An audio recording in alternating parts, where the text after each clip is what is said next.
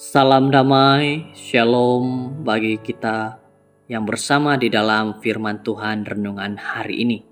Mari kita sama-sama berdoa.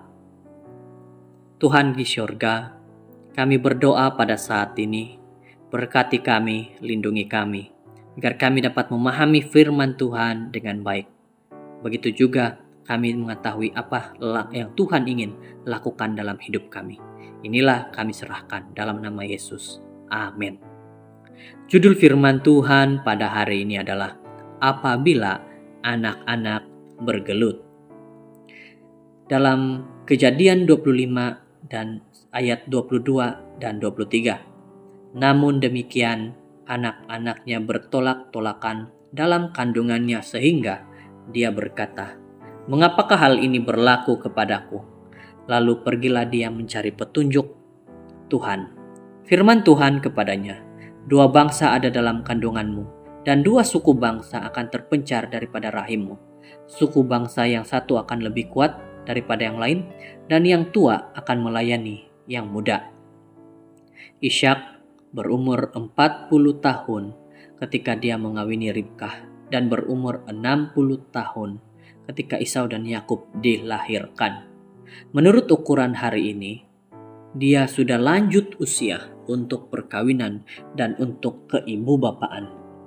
Kita tidak diberitahu berapa lebih muda umur Ribkah, tetapi ia mengambil masa 20 tahun bagi mereka sebelum mereka mempunyai anak. Walaupun mereka gembira menjadi ibu bapa, namun anak-anak mereka membawa sakit hati dan masalah.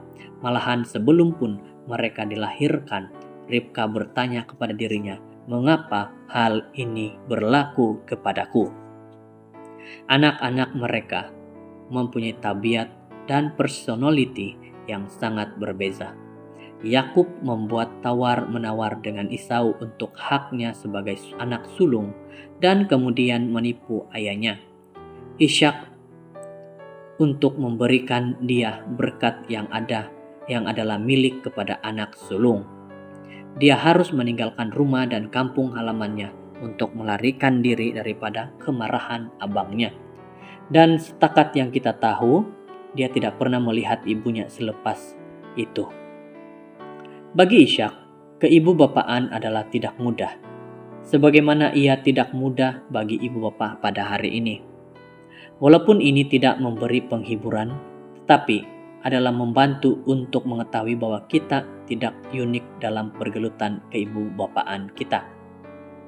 Sementara kita semakin mendekati kepada kedatangan Yesus yang kedua, cabaran untuk membesarkan anak-anak yang soleh menjadi semakin sukar, sementara godaan-godaan bertambah dengan pantas.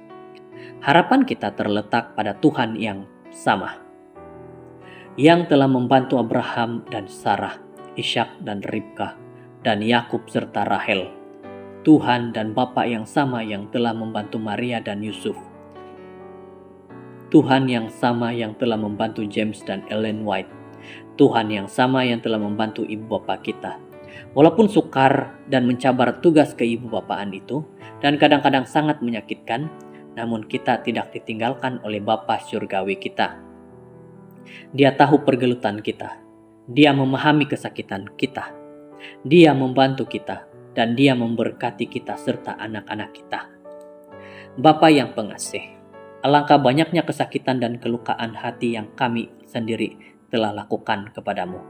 Walaupun Engkau adalah Bapa yang sempurna, ampunilah kami karena menyakiti Engkau, dan bantu kami untuk menjadi anak-anak yang lebih baik.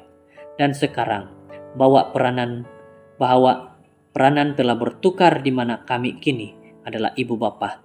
Bantu kami untuk mengasihi dan menjaga anak-anak kami bagaimana yang Engkau akan lakukan dan sedang lakukan, supaya mereka akan bertumbuh untuk mengasihi dan menerima Engkau sebagai Bapa dan Tuhan mereka.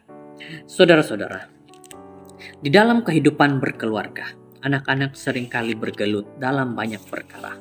Tetapi ingatlah bahwa Tuhan akan menyertai di dalam membimbing anak-anak. Dan Tuhan ingin supaya masing-masing ibu bapa percaya dan berserah kepada Tuhan supaya anak-anak yang bergelut berada dalam tangan Tuhan, dan Tuhan yang akan membimbing mereka agar tidak lagi bergelut tapi berdamai.